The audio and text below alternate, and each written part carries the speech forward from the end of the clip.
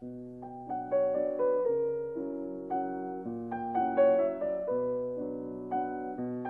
tal, Javier Ángel? Me contaba el gran pintor oscense Pepe Cerdá que cuando se echó al mundo del arte, su madre le dio este sano consejo. Sobre todo, hijo mío, tú no te des a entender, ¿eh? No te des a entender. Consejo harto difícil de seguir para un artista, pues la esencia de su profesión es precisamente eso, llamar la atención y darse a entender.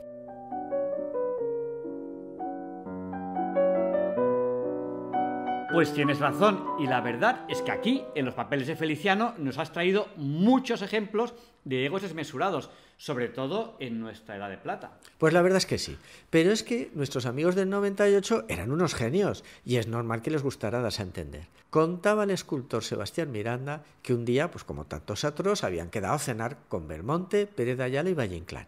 Mientras iban tranquilamente hacia el restaurante El Frontón, Valle les iba comentando la ilusión que le haría poder llamar fantoche en público a Miguel I Rivera, para que el general se viera la obligación de detenerlo. Ya llovía sobre mojado, pues Valle Inclán ya se había dado a entender en otras ocasiones y ya había pisado el calabozo por sus destempladas críticas al dictador. La primera vez que los guardias de asalto lo sacaron a empeñones de su casa, mientras lo subían sin contemplaciones a la camioneta para llevarla a la prevención, Valle les insultaba y les gritaba: «¡Sois los hijos de don Miguel! ¡Sois el fruto de un antepalco!».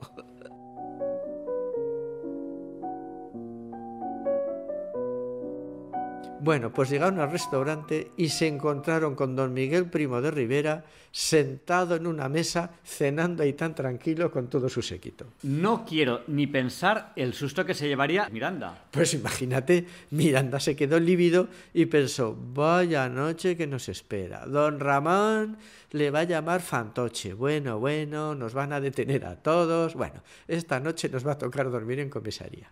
El caso es que Valle no dijo nada.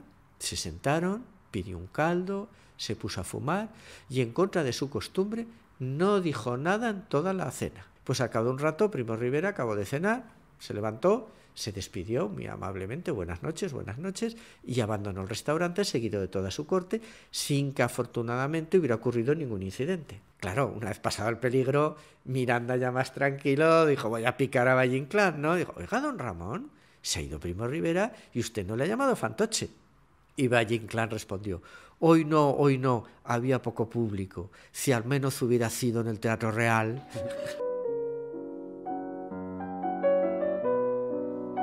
Bueno, pero para darse a entender, tampoco es necesario que haya mucho público, ¿no? Pues tienes razón, Javier Ángel. Antonio Díaz Cañabate contaba que en Salamanca había un poeta local llamado Cividanes. Cividanes se pasaba el día merodeando por la Plaza Mayor a la caza de alguna de las muchas personalidades que pasaban por Salamanca, pues eso, sobre todo por asuntos de la universidad, ¿no? Y cuando detectaba algún personaje ilustre, se lanzaba por él y le leía sus poemas. Unamuno llamaba a Cividanes mi cilicio.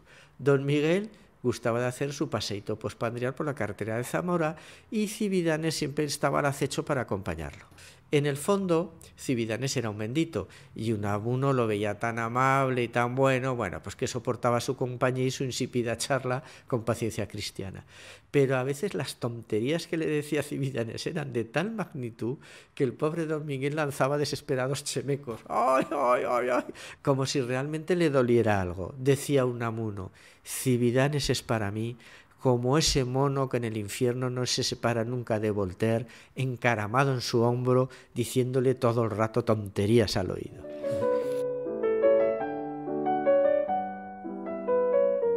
Estoy pensando que las tertulias literarias también serían un buen lugar para darse a entender. Hombre, sin lugar a dudas. Cuando Baroja, después de la guerra, volvió a Madrid, reorganizó su tertulia en su piso de la calle Ruiz de Alarcón.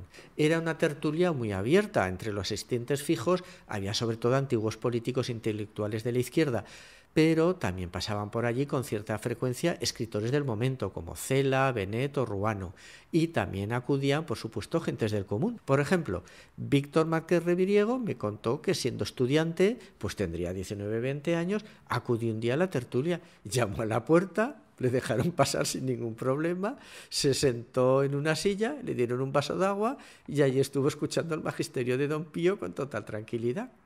También asistía a la tertulia don Vladimiro. Don Vladimiro era un personaje muy barogiano, cuyo único hito literario del que podía presumir fue que en un tren recién terminada la guerra, viajando desde Galicia a lo largo de toda una noche, logró seducir a una monja al pasar por Venta de Baños. Una tarde, cuando llegaron los tertulianos, hay que insistir que casi todos ellos eran del gremio de la cáscara amarga, que así era como se llamaba en tiempos de Franco a los librepensadores republicanos y demás represaliados, se encontraron sin previo aviso con un obispo sentado al lado de don Pío, presidiendo muy ufano la tertulia. ¿Y no les sorprendió a estos tertulianos, que como dices eran todos de la cáscara amarga, la presencia de un obispo sentado tranquilamente en la mesa camilla con don Pío? Pues se quedaron atónitos y con algo de miedo, porque en aquella época los obispos tenían mucha mano. Ocuparon sus sillas y se quedaron en un total y temeroso silencio que duró bastantes minutos. Sobre la mesa, la hermana de don Pío había puesto en honor al prelado chocolate, que era una merienda muy típica de eclesiásticos, y un surtido de bollería. Don Vladimiro, que en todos sus años de asistencia a la tertulia jamás había abierto la boca, rompió este violento silencio y dijo: «Bueno, un servidor, con el permiso del señor obispo, se va a comer un croissant».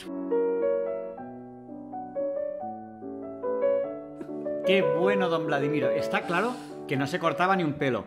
Oye, ¿y qué otros famosos personajes visitaban a don Pío en su casa? Por supuesto, cuando Miguel Delibes iba a Madrid, no dejaba de visitar a don Pío. A Baroja siempre le ha rodeado un halo de misoginia, halo que sigue siendo un punto de controversia entre admiradores y detractores. En cierta ocasión, Delibes, algo pagado de su éxito, le daba las grandes cifras de venta de sus novelas. Don Pío no daba crédito. En su época, la mayoría de la población, pues la verdad es que era analfabeta, y entonces se vendían muy pocos libros. Vamos a ver, en la época de don Pío, vender una edición de 1000 ejemplares se consideraba un éxito sin precedentes. Y claro, don Pío se resistía a creer las cifras de ventas que le daba Delibes de sus libros. Y muy escandalizado le decía: «Eso es imposible, Miguel, eso es mentira». Y Delibes insistía: «Pero si de La sombra del ciprés ya me han pagado una tercera edición». Y Baroja replicaba: «Eso es imposible, se la habrán pagado para engañarle y que siga escribiendo». Delibes vio que, claro, a don Pío ya tan enfadado, ya que, bueno, pues se dio cuenta de que estaba ya derrapando un poco y echó pie al freno y le dijo: «Hombre, la verdad es que don Pío, claro, es que ahora se venden muchos más libros que en su época, porque, claro, ahora las mujeres han empezado a leer». Y Baroja dijo con algo de desprecio: «Ah, esas». ¡Ay, ay, ay! Ese don Pío. Por cierto, ¿sabes algo más de don Vladimiro? Pues cuenta Manuel Vicent que cuando montaron su tertulia en el Café Gijón, pues se lo llevaron. Aunque tampoco supieron nunca ni a qué se dedicaba ni dónde vivía, pero bueno, ahí lo tenían, pues porque era una persona muy afable, educada, y la verdad que adornaba mucho la tertulia y les hacía compañía. Y además en ese momento pues ya era mayor, tendría unos 90 años. Y una de las pocas veces que habló, pues fue un día que se despidió y les dijo: «Esta noche me voy a comer unas judías con chorizo». Bueno, al día siguiente ya no apareció y no volvieron a saber nada más de él. Vicent piensa pues que debió morir esa noche. Fíjate, Javier Ángel, qué forma más curiosa de pasar a la historia de la tertulia española. Por un croissant y unas judías con chorizo. Cuídate, Javier Ángel, a ver qué cenas, que tú eres necesario mientras nosotros somos contingentes.